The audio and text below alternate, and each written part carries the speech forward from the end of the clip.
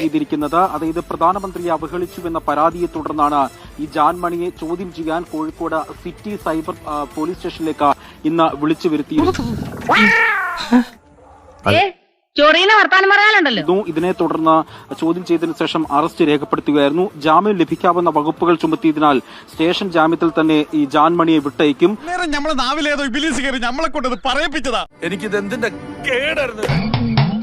നടത്തിയത് ഈ സംഭവം വിവാദമായതോടെ ജാൻമണി സോഷ്യൽ മീഡിയയിൽ അന്ന് ക്ഷമാപണമടക്കം നൽകിയിരുന്നു. പക്ഷേ ഇനി ഞാൻ ഞെട്ടിക്കുന്നൊരു സത്യം പറയട്ടെ, വായില് വീടിന് ഒരു സാധനം ഞാൻ സോറി പറഞ്ഞ് തിരുത്തേ അത് മണ്ടി മണ്ടി മണ്ടി മണ്ടി മണ്ടി മണ്ടി കൊണ്ടുപോയിട്ട് ഒരു അബദ്ധം പറ്റിപ്പോയതാ കുഞ്ഞപ്പ മാമ. സത്യസന്ധമായിട്ടുള്ള കാര്യമാണ്.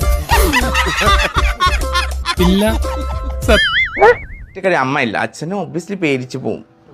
കാരണം ഒറ്റയ്ക്ക് തന്നെ നമ്മളെ ഇവിടെ താമസിക്കുന്നത്. കാരണം ഇവിടെ അത്ര ആൾക്കാർക്ക് ഉണ്ടോ, അതിൻ്റെ കൂടെ കുറേ ആൾക്കാരുണ്ടോ എനിക്ക് സ്നേഹിക്കുന്നത്. ഈ ആൾക്കാരിത് കാരണം എനിക്ക് കുറച്ച് സ്റ്റാൻഡായിട്ട് ഞാൻ ഇരിക്കുന്നത്. ഞാൻ അത്ര തമാശായിട്ട് നിങ്ങളുടെ കൂടെ ചിരിച്ചു കഴിച്ചാൽ എൻ്റെ മനസ്സിലൊരു വിഷമം, ഞാനൊരു ഔട്ട്സൈഡറല്ലേ.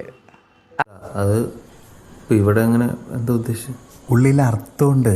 പിന്നല്ലേ എനിക്ക് ഞാൻ പോലീസിനെ കയറിത്തെ പോലെ അല്ല, ഞാൻ അറസ്റ്റായി പറഞ്ഞിട്ട് എല്ലാവരും ന്യൂസാക്കി കളഞ്ഞ്.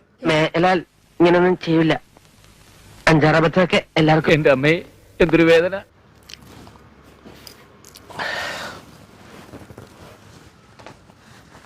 കിട്ടേണ്ടത് കിട്ടിക്കഴിഞ്ഞാൽ തോന്നേണ്ടത് തോന്നാൻ ഇത്തിരി സമയം നല്ലത്. പറ്റിപ്പോയി സാറേ, പറ്റിപ്പോയി. പലപ്പോഴും ഞാൻ ഒറ്റയ്ക്കിരുന്ന് പൊട്ടി കരഞ്ഞിട്ടുണ്ട്, അറിയോ? ഇത്രയൊക്കെ കേട്ടിട്ടും എനിക്കൊന്നും മനസ്സിലായില്ലടാ പുല്ല്.